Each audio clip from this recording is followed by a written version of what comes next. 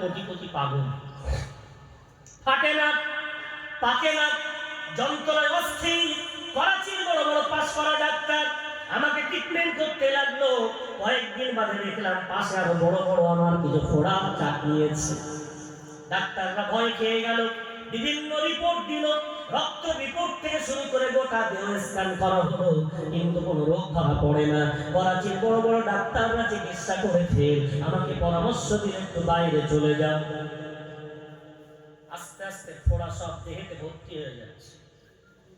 বেঁচে থাকলে তারপর তো সম্পদ, আমার এত সম্পদ, আমার পরিবারকে ডেকে বললাম আমি যদি বেঁচে থাকি আবার সম্পদ হবে, বিক্রি করতে হলেও করো যেন চিকিৎসায় ত্রুটি না হয় বলে আমি ঘর থেকে চলে গেলাম বিদেশে। 2 থেকে 2.5 বছর আমার চিকিৎসা। ডাক্তাররা এত চিকিৎসা করলো, আমার ফোড়া কম তো দূরের কথা, বাড়তে বাড়তে গোটা দেহতে এখন ফোড়া। হুজুর এত চিকিৎসা হলো, কোনো মতে ঔষধে কাজ হয় না, টাকা পাঠানো বাড়ি থেকে বন্ধ হয়ে গেল, আমার ফ্ল্যাট গুলো বিক্রি হয়ে গেছে, জমি জায়গা বিক্রি হয়ে গেছে, আমার জীবন সঙ্গিনী স্ত্রী নিজের সন্তানগুলোকে নিয়ে আমাকে ডিভোর্স পেপার দিয়ে বাপের বাড়ি চলে গেছে।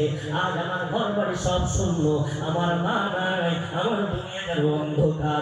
ডাক্তাররা একদিন আমার বেডে এসে বলছে তোমার চিকিৎসা করার মতো কোনো টাকা বাড়ি থেকে আসছে না, তোমার রিটার্ন টিকিট কাটা আছে, বাড়ি চলে যাও। আমি করাচি এয়ারপোর্টে নামলাম, নামার পর একদিন আমি 4 চাকা চেপে বেড়াতাম, আজকে আমাকে কেউ নিতে এলো না, আমি ফকিরের বেশে আজকে গ্রামে ঢুকে পড়লাম। আমার চেনা বন্ধুগুলো সব অচেনা, এত ডাকে কেউ আমার ডাকে সাড়া দেয় না। আমার সমস্ত ঘর বাড়িগুলো সব অন্যরা দখল করে ফেলেছে, সব বিক্রি হয়ে গেছে। এখন মানুষের দুয়ারে দুয়ারে ভিক্ষা করি, আমাকে সারাদিন যা দেয় আমি খাবো না, চিকিৎসা করবো, আর চিকিৎসা করতে পারি না। ওই ফোড়াগুলো এখন পচে আমার দেহে পোকা বেড়াচ্ছে। হুজুর এটা শুধু ফোড়া না, এটা আমার মায়ের বদদোয়া, একটু দোয়া করে দেন, আমার আল্লাহ যেন আমার মায়ের বদদোয়াটা ফিরিয়ে দিয়ে আমাকে এই কঠিন রোগ থেকে আমাকে মুক্তি দিয়ে দেন। হুজুর ঝরঝর করে কাঁদেন আর বলে ও বাবা আমি জানি না আমার দোয়া আল্লাহ কবুল করবেন কিনা। বড় পীরের বদদোয়া যদি কবুল হয়ে যায়, ছোট পীরের দোয়া সেখানে আর কান খেতে পারে না।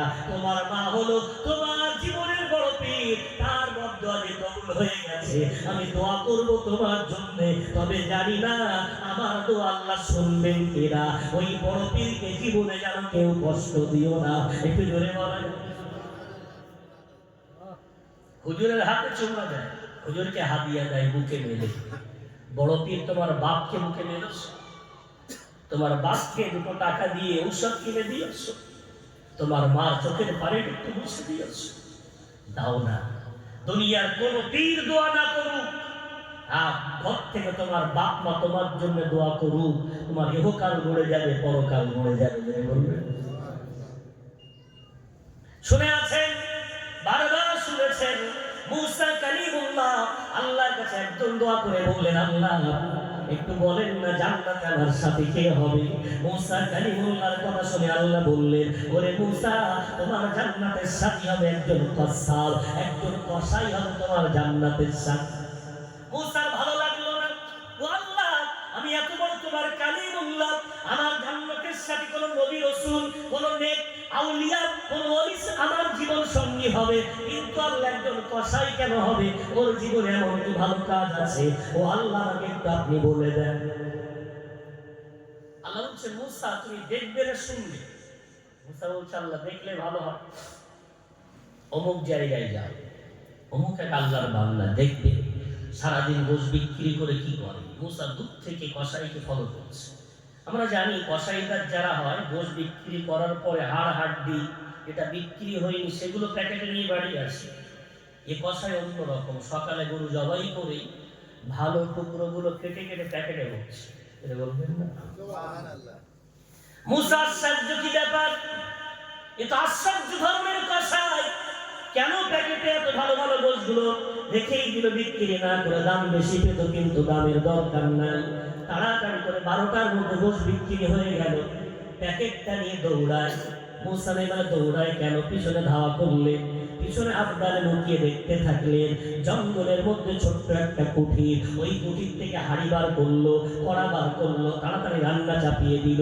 রান্না তাড়াতাড়ি করে করে ঘরের মধ্যে ঢুকে একজন বৃদ্ধা নারী, দুনিয়ার মা যেমন বাচ্চাকে কোলে করে বাইরে আনে, ঠিক অমন করে বৃদ্ধা নারীটাকে খুব যত্ন করে নিজের কোলে করে বাইরে আনলো। মুখটা পানি দিয়ে মুছিয়ে দিল, খাদ্যের হাড়ি থেকে খাদ্য তুলে নিজের মুখে চিবিয়ে চিবিয়ে নরম করে, মায়ের মুখে দাঁত নাই, ওই বৃদ্ধা মাকে খাওয়াতে লাগলো। মায়ের জবান থেকে দোয়া বার হয়, ও আল্লাহ তুমি না মায়ের দোয়া ফিরিয়ে দাও না, আমি মা দোয়া করছি আমার বেটা আমাকে এই বৃদ্ধা বয়সে এত যত্ন মোহাব্বত করে আমাকে এত খেয়াল রাখে, আমি মা হয়ে দোয়া দিই আল্লাহ আমার বেটাকে এই যুগের নবী মুসা কালিমুল্লাহর সাথে জান্নাতের সাথী বানিয়ে দিও। একটু জোরে জোরে বলে। মুসা নবী ওখানে বসে কাঁদতে লেগে গেছেন, আমার আল্লাহ আমার কোনো অভিযোগ নাই, আমার আল্লাহ আমার মনে কোনো দুঃখ নাই যে আমার জান্নাতের সাথে একজন কসাই বলে আল্লাহ চোখে দেখে আনন্দ পেলাম। ও সাধারণ কসাই না, ও মায়ের দোয়ায় আমার জান্নাতের সাথী মিলে গেছে। একটু জোরে বলে। ভাই আমার, বাপজি আমার, আমাদের যে প্রজন্ম রেখে যাচ্ছি, আমাদের শেষ সময় মুখে পানি দেয় বলে মনে হয়। মা বেহুশ হয়ে পড়ে গেছে, প্রতিবেশী নারীগুলো মাথায় পানি দিয়ে ধরাধরি করে ঘরে শুইয়ে দিয়েছে। রাস্তায় একটা ছেলে যাচ্ছে, ছেলে আব্দুল রহিম, ওই মোড়ের মাথায় আমাদের আব্দুল গফফারের ডেকে ইন্সপেক্টর, মা খুব অসুস্থ, শরীর খারাপ, ও মোড়ের মাথায় টিম নিয়ে মার মার মার মার চালাচ্ছে, কবরস্থানে পাঁচিলে বসে এগিয়ে বলছে, আব্দুল গফফার তোর আম্মা খুব অসুস্থ, তোকে তাড়াতাড়ি বাড়ি যেতে বলেছে। শুনতেই পাচ্ছে, কাছে গিয়ে হাত ধরে ধাক্কা দিয়ে বলছে, তোর মা অসুস্থ। ও তখন উল্টোকে ধাক্কা দেয়, যা তো গেমটা শেষ করে যাচ্ছে। আসে না কি হবে? আমার আপনার ইন্তেকালের সময় শেষ চেহারাটা সন্তানের দেখতে পাবো, ওই প্রজন্ম আমাদের সামনে নেই। ভাই, বাপের মৃত্যুর সময় বাপের কালিমার তালকিন করবে, মাথার কাছে দাঁড়িয়ে তো কালিমা শোনাবে, সেই সন্তান আমাদের সামনে নেই। কবরে সবাই শুয়েছে, আমরা যাব, আমাদের বাপ মারা ধন্য, অত আলেম ওলামা পাইনি, মাদ্রাসা পাইনি, জলসা পাইনি, কিন্তু আলহামদুলিল্লাহ আমাদের মতো সন্তান তো আমরা তাদের, তারা তো আলহামদুলিল্লাহ কবরে ভালো আছে। কেন? কম বেশি আমরা আলহামদুলিল্লাহ বীরের পথের পথিক বেড়ে গেছি। আমাদের উপায় কি হবে? আমাদের সন্তান কই, আমাদের প্রজন্ম কই, আমাদের জন্য দোয়া করবো না কই? একটু মনকে প্রশ্ন করবেন না? কবরস্থানের জলসাতে এই জন্যে একটা দল যাবে, একটা দল আসবে, এই নীতি প্রথম থেকে চলছে, এই রীতি চলছে, চলতে থাকবে। এই জলসায় কত বাবাজি বসে থাকতেন, আজকে তারা কবরে শুয়ে পড়েছে। আগামী বছর জলসা হতে হতে কজন যাব কেউ জানি। এটাই তো নিয়ম। যদি আমি আপনি এমন একটা প্রজন্ম রেখে যেতে চাই, যে প্রজন্ম আমার জন্য নাজাতের জরিয়া হবে, মাধ্যম হবে, বিশ্বাস করে ওখানে শোয়ার পর একটু শান্তির ঘুমটা ঘুমাতে হবে। বিশ্বনবীর হাদিস, আল কবরু রাউদাতুম মিন রিয়াদিল জান্নাত আও হুফরাতুম মিন হুফারিন নার। কবর প্রত্যেকটা বান্দা বান্দির জন্য হয় জাহান্নামের গাড্ডা অথবা জান্নাতের একটা ফুল বাগিচা। হয় জাহান্নামের গাড্ডার মধ্যে কোনো একটা গাড্ডা অথবা জান্নাতের বাগিচার মধ্যে তোকে একটা বাগিচা। কি বানাবো, কেমন বানাবো, এ দায়িত্ব কারণ না, দায়িত্ব আমার আপনার। আপনার কাছে, আপনাদের কাছে, আমার মা বোনদের কাছে অনুরোধ, ও সংগ্রামপুরের নারী পুরুষ ধন্য আপনারা, আপনাদের গ্রামে আলহামদুলিল্লাহ শরিয়াত জানার মতো বাইরে থেকে কাউকে আর ভাড়া করতে হবে না। মন করলে যদি একটু অফিস পর্যন্ত যেতে পারে, মন করলে যদি গেট পর্যন্ত যেতে পারে, এক দুইজন না, সেখানে 10, 15, 20, 20 জন শিক্ষক মন্ডলী আছে। কোনো মসলা, কোনো শরীয়তের বিষয়, কোনো অজানা বিষয় জানতে চাইবে, আলহামদুলিল্লাহ অন্য গ্রামের মানুষ ফোন করে বিভিন্ন মুফতির কাছে ফোন করতে করতে হয়, কিন্তু আপনাদের অতটা কষ্ট করতে হবে না। মন চাইলেই জানতে পারবেন এটা আল্লাহর সুখ। বিশ্বনবীর হাদিস, বিশ্বনবী বলেছেন মান ইউরিদিল্লাহু বিহি খায়রান ইউফাক্কিহু ফিদ্দীন। আল্লাহ কাউকে ভালোবাসলে তাকে দ্বীনের জ্ঞান দেন। এই হাদিসের ব্যাখ্যা ওলামারা লিখেছেন, আল্লাহ যখন কোন এলাকা ভালোবেসে নেন, আল্লাহ সেই এলাকায় দ্বীনের কারখানা গড়ে দেন। আল্লাহ যখন কোন এলাকাকে ভালোবাসেন, দ্বীনের কারখানা গড়ে দেন। কেউ বলতে পারবে না কারখানা আমার? ক্ষমতা আছে? কারোর ক্ষমতা নেই, না সভাপতি, না সেক্রেটারি, না বড় হুজুরের, না কোনো শিক্ষকের। আমরা এটাই বলি, সংগ্রামপুর এমন একটা প্রতিষ্ঠান, আল্লাহর নিয়ামত ছাড়ার কিছু না, আল্লাহর দয়া ছাড়ার কিছু না, আল্লাহর অনুগ্রহ ছাড়ার কিছু না। প্রতিষ্ঠানে বাইরের বাচ্চা এসে পড়ে যাবে, আপনার বাচ্চা কেন মাহরুম হবে?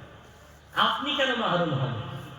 দেখছেন না আমার মা বোনদের ভিড় লেগে গেছে, কোরআন এত সুন্দর করছে যে কলিজা ঠান্ডা হয়ে যাবে। আপনার একটু মন চাই না একটু সময় বার করে আমিও শিখবো? স্ত্রীর কাছেই শেখে। মা বোনেরা যা প্রস্তুত হয়েছে, আলহামদুলিল্লাহ 10টা 11টা করে সূরা সহি করে তারা পড়তে শিখেছে। আপনার ঘরের মেয়ে, আপনার ঘরের স্ত্রী, ওখানে যেতে লজ্জা লাগলে স্ত্রীর কাছে শেখেন, লজ্জা তো লাগবে। কি হবে? জান্নাতি স্ত্রীর সাথে একসাথে থাকতে পারবেন যদি বলা যায়। শিখে গেলে কবরের জগৎটা আপনার আল্লাহ জান্নাতের বাগিচা বানিয়ে দেবে। কবরে যাওয়ার পরে বান্দার আমলগুলো, নামাজ, রোজা, হজ, যাকাত চতুর্পাশে সাথী হয়ে যায়। গত বছরের জলসা আপনাদের মনে আছে আশা করি। কবরের সাথী কারা হয় আমি বলেছিলাম, এরা হবে আপনার কবরের সাথী। দুনিয়াতে অনেক মানুষ ঘর বানায়, ছাদ হয়ে গেছে কিন্তু ঘরে উঠছে। রাস্তায় দেখা হলো, ভাই তোমার ঘর হয়ে গেলে ঘরে উঠছো না তো? বলছে, ভাই আমি নিয়ত করেছি 2 বছর দেরি হোক, একদম গুছিয়ে উঠবো। তার মানে ওই ইলেকট্রিক কারেন্ট নেবে, পাথর লাগাবে, গেট গ্রিল বানাবে, গুছিয়ে উঠবে। আচ্ছা ওই 2 বছর তুমি বাঁচবে কি গ্যারান্টি আছে? তা তো গ্যারান্টি নেই। যদি তুমি এক্ষুনি চলে যাও, তোমার একটা ঘর, তার নাম কবর, ওই কবরের কারেন্টের বন্দোবস্ত করছো। বাইরের ঘরটায় যদি কারেন্ট নাও থাকে, তো প্রতিবেশীর একটু আলো তোমার ঘরে আসবে। ওই খবর যে সব দিক দিয়ে বদ্ধ, উপর ঢাকা, সাইড ঢাকা, নিচু ঢাকা, কোনো আলো তো তোমার কবরে যাবে না। আলোর প্রস্তুতি নিচ্ছে। ঘরে টাইলস বসাবে, গরমের সময় ঠান্ডা, শীতের সময় গরম, ভালো লাগবে। ওখানে বর্ষার সময় কবর খুললে পানি ওঠে, অন্য সময় শুকনো থাকে, তোমাকে মাটিতে শুইয়ে দেওয়া বিছানার একটা বন্দোবস্ত করেছে। ওই পোশাকটা, কাফনটা কিছুদিন পরে পচে যাবে। জান্নাত থেকে একটা পোশাক দেওয়া হয়, সেই পোশাকটা পাওয়ার মতো আমল করতে পেরেছে? উত্তর আসে না। হাত ধরে নয়, পায়ে ধরে। ওই লাইটটা কোরআনের জ্যোতি, ওই পোশাকটা নামাজ পড়লে আল্লাহ জান্নাত থেকে আল্লাহ পোশাকের বন্দোবস্ত করবে। ওই বিছানাটা রোজা, ইবাদত, আপনার কবরের বিছানা তৈরি হবে। দুনিয়ায় একটু খাটে শোয়ার জন্য, একটু টাইলসের বাড়ি বানানোর জন্য রাত দিন এক করে দিলাম আসল, ঘরটার জন্য কিছুই করলাম না। লাইট নেই, বিছানা নেই, পোশাক নেই। চালাক না বোকা? মনকে বলেন না, প্রশ্ন করেন না। ভাই আমার আর দীর্ঘ করবো না, ঘড়ির কাটা 11টা 10। সকলে এসেছেন, বসেছেন। আল্লাহ পাক রব্বুল আলামিন আমাদের সকলকে অল্পক্ষণের জন্য হলেও যেমন কর্ম তেমন ফল, এই বিষয়ে কিছু কথা শোনার তৌফিক দিয়েছেন। সর্বোপরি একটি হাদিস পড়েছিলাম, বিশ্বনবী বলেছেন, নি'মাতানি মাগবুনুন ফীহিমা কাসীরুম মিনান নাস।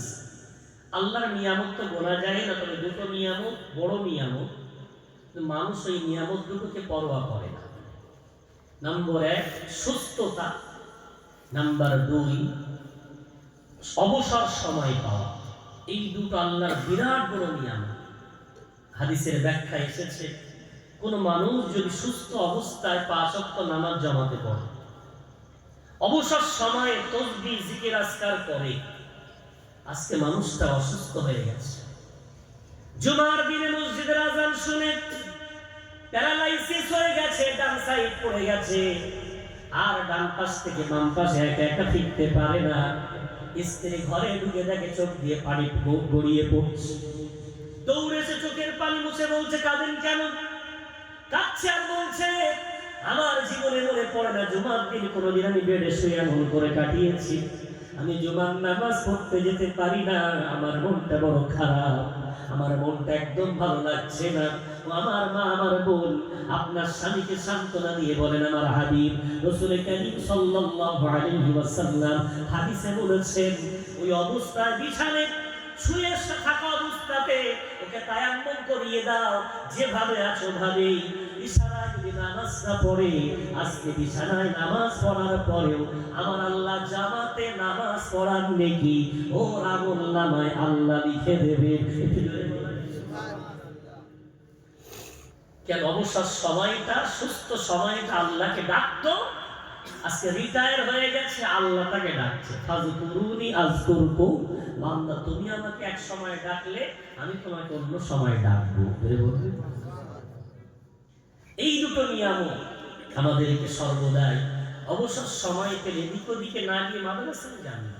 কোরআন পড়ছে একটু বসে পড়লেন, হাদিস পড়ানো হচ্ছে একটু বসে পড়লেন, একটু বসে পড়লেন, তো বসলেই রহমত, বসলেই নিয়ামত। সুতরাং প্রত্যেকের কাছে অনুরোধ, প্রতিষ্ঠানকে নিয়ামত মনে করেন। হয়তো মনে মনে হতে পারে ওটা মনে হয় বড় হুজুরের মাদ্রাসা। বিশ্বাস করেন, বড় হুজুরের না, ওটা বিশ্ব নবীর মাদ্রাসা, ওটা আপনাদের মাদ্রাসা। বড় হুজুর কিছু নিয়ে যাবে না, যা আছে আল্লাহ চাইলে যতদিন থাকবো বৃদ্ধি করা ছাড়া নষ্ট করবো না ইনশাআল্লাহ। আপনাদের, আপনার আখিরাতের আলো, আখিরাতের জ্যোতি, আখিরাতের বাতাস, আখিরাতের বিছানা ওখানে তৈরি হচ্ছে। একটু আসেন, সঙ্গ দেন, পাশে থাকে, দেখবেন আল্লাহ আস্তে আস্তে যার সাথে মিশবেন তার সাথে মহব্বত তৈরি হয়। চোরের সাথে মিশলে চুরি করতে ইচ্ছা হবে, মাতালের সাথে মিশলে মাতলামি করতে ইচ্ছা হবে, দুষ্ট মানুষের সাথে থাকলে দুষ্টুমি করতে ইচ্ছা হবে, খোদার ফারিস্তাদের সাথে থাকলে নেককার হতে ইচ্ছা হবে। সোহবতে সালেহ তোরা সালেহ কুন, সোহবতে তালেহ তোরা তালেহ কুন। তুমি সোহবত যদি ভালো করো তোমার জীবনও ভালো হবে, তুমি সোহবত যদি খারাপ করো জীবন খারাপ হবে। একই ভাটারি একটা বাথরুমের পাদানি হয়েছে, আবার ওই ভাটার ইট দিয়ে মেম্বারের একটা কি বলে ধাপ তৈরি করা হয়েছে। বাথরুমের পাদানির ওই ইটটায় খালি পা দিতে গেলি না, আর মেম্বারের ওই ইটটায় জুতো পায়ে দিয়ে ওঠা দিয়া দেবি, ওখানে কপাল দিতে আনন্দ হয়। কেন বলেন তো? ইটটার কি দোষ? ইটটা একটা গেছে বাথরুমে, একটা গেছে মসজিদে। আপনি একটা মানুষ, সৎ মানুষের সাথে থাকবেন, ফারিস্তা চুমা দেবেন, অসৎ মানুষের সাথে থাকবেন, জাহান্নাম ডাকবেন। কোথায় যাবেন ঠিক করে নিতে হবে। যাই বাহু, সর্বশেষ আমি যে কথাগুলো বললাম, আমার ভাষাগত, আমার কথায়, আমার আলোচনায় দেখা পেলে আল্লাহর রাস্তে ক্ষমা করেন। প্রত্যেকেই প্রত্যেকের জন্য দোয়া করি, বিশেষ করে কবরবাসী যারা এখানে আছেন, আশেপাশে আছেন, অনেক কবরস্থান সংগ্রাম, আমাদের সামনে পিছনে ডাইনে বামে প্রত্যেকের সহযোগিতা, আসা বসা, শোনাই মাহফিল কায়েম হয়েছে। যার যারা চলে গেছে আল্লাহ তাদের কবরের জগৎগুলো শান্তিময়, বরকতময়, করুণাময় করে দেন। আর সেই সাথে সাথে আপনাদের সন্তানগুলোকে দিনিয়াতে দিতেই হবে। জানুয়ারি মাস আসছে, কোনো বাড়ির বাচ্চা যেন দিনিয়াত থেকে বঞ্চিত না হয়, এটা একদম কম্পালসারি করে নিতে হবে। প্রত্যেক ঘরের বাচ্চা দিনিয়াতে যায়। ওই 150 টাকার জন্য ভয় খাবেন না কোথা থেকে আসবে। 500 টাকার প্রাইভেট দিচ্ছেন, ভবিষ্যৎ কি হবে আল্লাহ ভালো জানে, তবে 150 টাকা ওটা আপনার আখিরাত তৈরি হবে। কোনো ঘরের বাচ্চা যেন বাদ না যায়। আর সেই সাথে আমরা আমাদের ওলামাদের পরামর্শে, আমাদের ওলামারা এখন বলেছেন বেশি মাদ্রাসা বানানোর দরকার নেই, এখন কি ইসলামী স্কুল দরকার। এই যে সাতচূড়া একটা স্কুল আছে, খ্রিস্টানদের স্কুল, ওখানে মুসলমানদের ছেলেরা পড়ে। আমার একটা বন্ধুর ছেলে পড়ে, বলছে ওদের বাড়ি এসে দেখি এরা করছে। তাহলে কি ব্যাপার? বলছে আমি ম্যাডাম বলে, ওরা বলে ফাদার, আমাদের ফাদাররা এটা শিখিয়েছে। ক্রস চিহ্ন। এই ক্রস এটা হলো খ্রিস্টানদের একটা নিদর্শন। মুসলমান ঘরের বাচ্চা খ্রিস্টান স্কুলে পড়ছে, কতটুকু দিন পাবে জানি না, তবে বেদিন হবে এটা 100% গ্যারান্টি আছে। ওলামা ওই জন্য বলেছেন আর মাদ্রাসা করতে হবে না, মাদ্রাসা অনেক আছে, যেগুলো আছে ওগুলোকে সহযোগিতা করে, ইসলামিক কিছু স্কুল পড়ে। তো স্বপ্ন অনেক, আল্লাহ পাক রব্বুল আলামিন ছোট্ট করে হলেও নেওড়া দিঘিতে সানা ইন্টারন্যাশনাল স্কুল ইংলিশ মিডিয়াম আমরা একটা গত বছর ভিত্তি স্থাপন করে আলহামদুলিল্লাহ শুরু করেছিলাম। শুভ সূচনা, আলহামদুলিল্লাহ 3টি ক্লাস নার্সারি থেকে তাদের সূচনা হয়েছে। আল্লাহর অশেষ মেহেরবানিতে বাচ্চা সংখ্যা বৃদ্ধি হচ্ছে। ইংলিশ মিডিয়াম তো ওই জন্য একটু হয়তো সংখ্যাটা কম, তবে আলহামদুলিল্লাহ সাড়া পড়েছে। যদি আপনার মনে হয় দিনের সাথে ইসলাম বাঁচিয়ে আমার বাচ্চাটাকে একটা আদর্শবান সন্তান বানাবো, তাহলে অনুরোধ জানাবো, আপনার অনেক স্কুল আছে, আমাদের সানা ইন্টারন্যাশনাল স্কুল আপনি দেখতে যেতে পারেন। আগামী পরশু তার প্রতিষ্ঠিত দিবস, আগামী বুধবার নেওড়া দিঘিতে বিকালবেলা ওই স্কুলের প্রদর্শনী হবে বাচ্চাদের। সেই প্রদর্শনী দেখার পরে যদি মনে হয় আমার বাচ্চাটাও আমি দিনের সাথে রেখে তাকে একজন যোগ্য সন্তান বানাতে চাই, তো আপনি চুজ করতে পারেন, আপনার এখতিয়ার। আমি জোর করে বলছি না যে আমার ওখানেই দেন, তবে শুধু সানা হবে না, আগামী দিন স্বপ্ন আমাদের এলাকায় অনেক এমন স্কুল হবে, ইংলিশ মিডিয়াম যেমন আছে বাংলা মিডিয়াম হবে। এবং এই যে মেয়েগুলো আজকে হাফেজা হয়েছে, আমার কাছে অসংখ্য অনুরোধ, এটা কি সম্ভব? একটা বাচ্চা 4 বছর আবাসিক থেকে হাফেজ হতে পারছে না, আর অনাবাসিক 7টা এসে একটাই বাড়ি গিয়ে ওই মেয়েগুলো হাফেজ হলো কেন? 5টা মেয়ে আজকে হাফেজা, বলবেন কি করে সম্ভব হলো?